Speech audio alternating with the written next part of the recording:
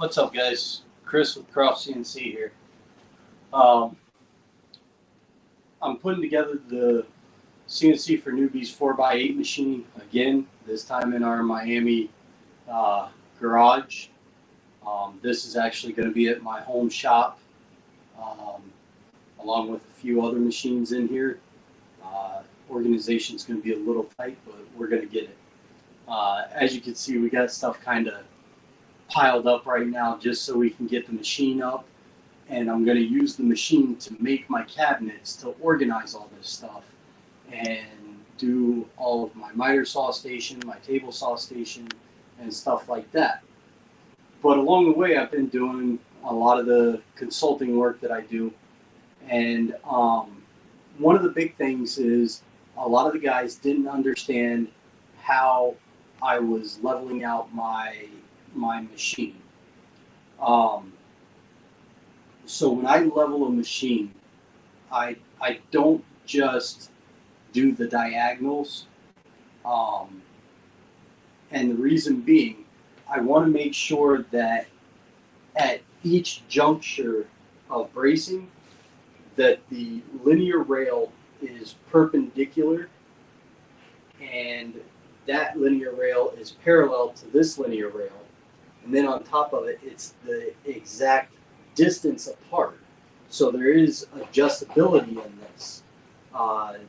It's ever so slightly on each side, but that can add up to a plus or minus 3/16 inch gap at its wide point. So when you're doing this, you want to make sure that you've got your width correct. But another thing that I want to do is I use my 8-foot Johnson level, and I'll lay it across. Let's see if I've got enough room here. Okay, I'll lay it across, and I'll actually bring my cross brace up to the level.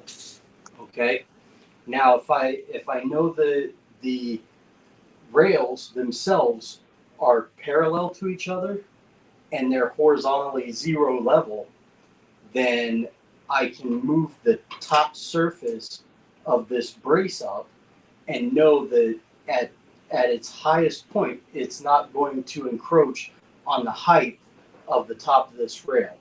So when I put my spoil board on, it's not going to have a huge hump. And then on top of it, I can actually use a dial indicator setup that I have on each side to make sure that the linear rail is within tolerance of vertical. And this is a lot of tuning that I do. It's not mandatory to do it. A lot of guys say, oh, you did it, so it's mandatory. No, it's not mandatory. It's stuff that I like to do. So I make sure, as I said before, my rails are level in space and they're parallel to each other based on the linear rails, not the extrusion. Okay.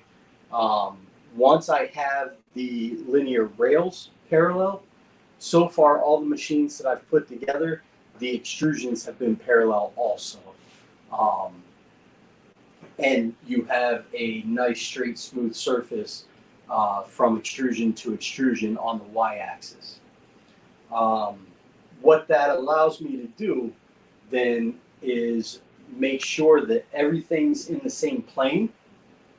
The pieces that need to be perpendicular, I can actually measure and make sure that they're perpendicular.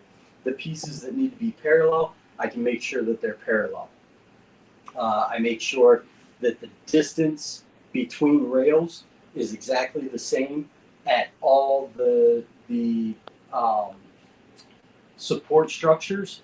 That way I pretty much have everything as toleranced as I can get it within reason. For you guys, it doesn't take much. You need a digital protractor, a dial indicator mount setup, and a long level. If you get those tools, you'll be able to put the base together so that the whole base assembly itself is going to be plumb level and square in space. So if your garage floor has a huge dip, um, you don't have to worry about that dip because you're going to be able to build it up under the support structures. Okay, and then once you have something, a base to build off of that is damn near perfection, um, you can then use squares and dial indicators to set the proper height of your gantry and to make sure your gantry isn't twisted from Y1 to Y2, or to make sure that your gantry isn't leaned back or leaned forward in reference to the linear rail to linear rail. So I use my Y-axis linear rail and I measure my X-axis linear rails. Okay, and I use nice precision machinist squares, and I try to get everything in perpendicularity from linear rail to linear rail. That way it takes out any of the deviation of the extrusion. Okay, as I said, a lot of this stuff I can measure the deviation of the extrusion and actually either shim it up or shim it at the front or shim it at the back to get the bow out of any extrusion that I need. Is that the right way to do it? No. You really should go off of your bearing surfaces. And you can use 1, 2, 3 blocks. You can use a lot of different setups. It's just a matter of understanding the mechanics that are involved whenever you're setting up these machines. And that's really all there is to it. Some guys will make it more intense than what it has to be. I go over a lot more stuff than realistically the light industrial hobby guy needs to, but I really enjoy this aspect of putting the machines together to see what type of tolerance ranges I can get at each of the support structures. Okay, but once I get this base all squared up, I do my my diagonal measurements from corner to corner, and I make sure that all that is on. I make sure that each station is level transversely and longitudinally.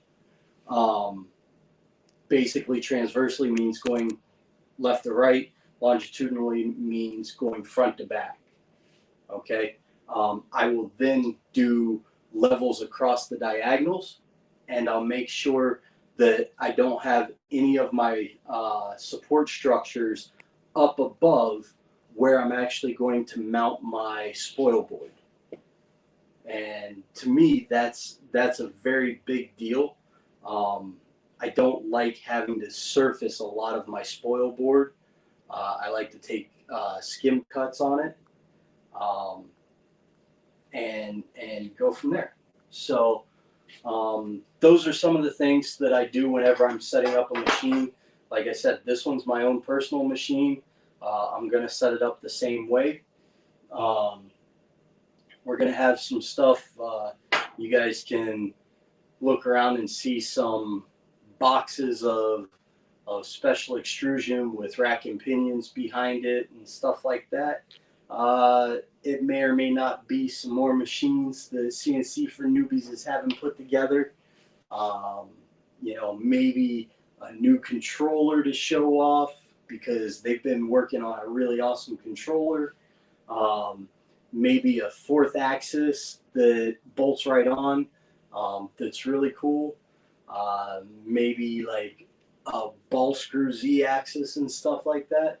So we got a lot of really cool stuff in and around the shop in boxes right now that I can't wait to get this machine up and running, cut the cabinets and the wall cabinets and the base cabinets, and build this stuff out, get it organized so that I can put all these machines together and show you guys all the different stuff.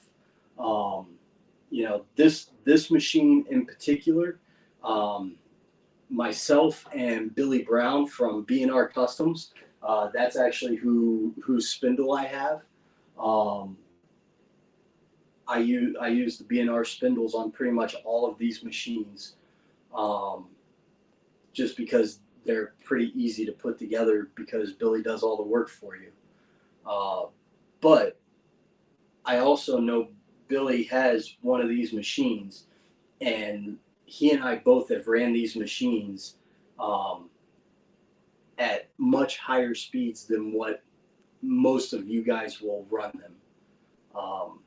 I have some hot rod setups that I put in the profiles, and mine and Billy's are some of the best setups, the fastest setups that I've been able to get to work, cut deeply, fast, and accurate. So I'm really excited about that part of it.